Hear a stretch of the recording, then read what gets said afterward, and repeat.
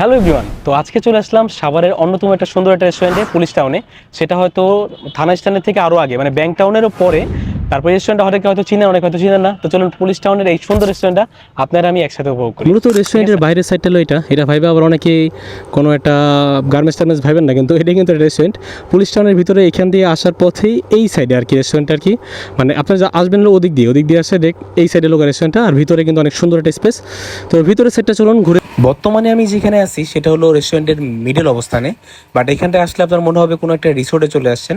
খুব সুন্দর প্রাকৃতিক খোলামেলা একটা এরিয়া, ফ্যামিলি বা ফ্রেন্ড সার্কেল সবাইকে নিয়ে আড্ডা দেওয়ার মতো খুব সুন্দর একটা জায়গা আর কি এটা। আর বিশেষ করে নদীর কোল ঘেঁষে যে জায়গাটা, সেটা আমার কাছে অনেক ভালো লাগছে। তো চলুন সেই জায়গাটা আপনাদের দেখেন। তো নদীর পাশ ঘেঁষেই তো আপনার রেস্টুরেন্টটা, সেজন্য আপনার নদীর পাশে বসেও কিন্তু ভালো একটা টাইম ইনভেস্ট করতে পারবেন।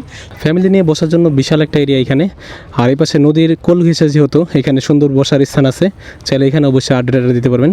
তো চলুন বের হয়ে যায় আর কি। এই সাইডের রেস্টুরেন্টটা কিন্তু মোটামুটি অনেক বড়, ভিতরেও আপনার অনেক স্পেস আছে আর সুন্দর, এক কথায় বলতে গেলে দোলনা খাওয়ার স্পেস, হাবিজাবি ইত্যাদি। আচ্ছা, তো ভিতরেও কিন্তু বসার স্থান আছে অনেক। তো আজকে ভিতরে যাব না, বাইরের জিনিসটাই আসলে ঘুরতে আসছি। আর মূলত হচ্ছে সাইড দিয়ে যাইতেছিলাম, দ্যাটস আর কি ভিতরে যেয়ে একটু ঘুরে টুরে দেখলাম আর কি। নেক্সট ইনশাল্লাহ আসবো। আর রেস্টুরেন্টে ভালো লাগছে আর কি, কারণ এরকম একটা খোলামেলা রেস্টুরেন্ট আসলে সবাই আর কি খোঁজে, কারণ এটা ফ্যামিলি নিয়ে বসার জন্য কিন্তু রেস্টুরেন্টে গাদাগাদি সৃষ্টি হয়, গাদাগাদি আর কি। সেটা কিন্তু এখানে নাই, এখানে মোটামুটি অনেক বড় স্পেস আর কি।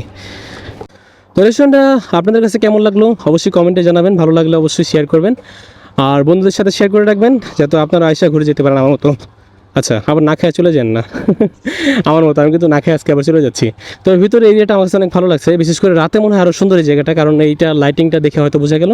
তো এই তো, ভালো থাকবেন, আল্লাহ হাফেজ সবাই।